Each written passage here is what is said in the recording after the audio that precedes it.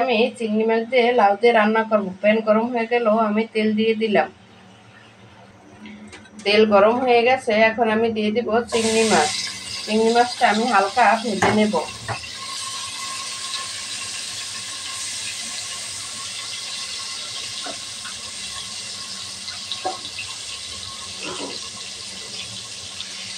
মাছটা এক পিস ভাজা হয়ে গেছে, এখন উল্টে দেব। আসসালামু আলাইকুম গাইস, আপনারা সবাই কেমন আছেন? চিংড়ি মাছ দিয়ে লাউ রান্না করলে এমনি তো অনেক মজা হয়। মাছটা ভাজা হয়ে গেছে, দিয়ে দেব পেঁয়াজ কুচি আর মরিচ কুচি। পেঁয়াজটা ভালোভাবে ভেজে নেব।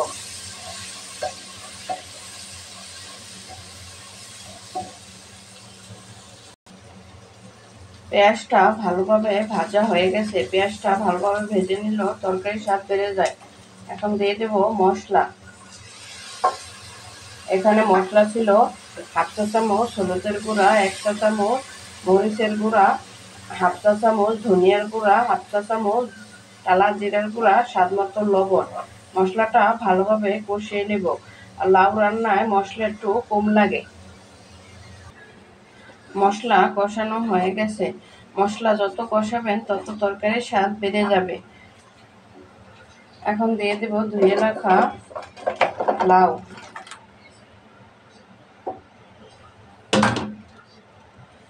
লাউটা আমি মশলার সাথে মিশিয়ে নেব নাড়াচাড়া করে।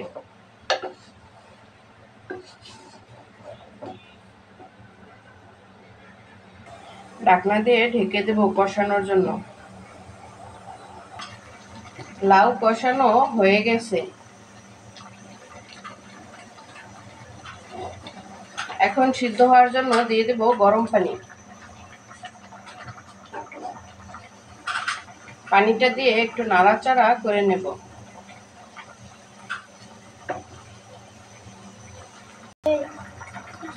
একটু নাড়াচাড়া করে নেব, নিচে যেন পুড়ে না যায়।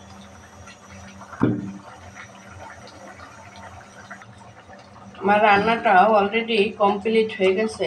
আমার ভিডিওটি যদি আপনাদের কাছে ভালো লেগে থাকে তাহলে শেয়ার করে দিবেন আর কমেন্টে জানাবেন।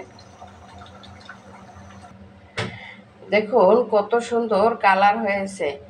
লাউ দিয়ে যাই রান্ধুক, ডিম বা ইলিশ মাছ অথবা চিংড়ি মাছ দিয়ে যা দিয়ে লাউ রান্না করি না কেন, খেতে কিন্তু অনেক মজা হয়। লাউ সব মাছের সাথেই অনেক মজা হয়।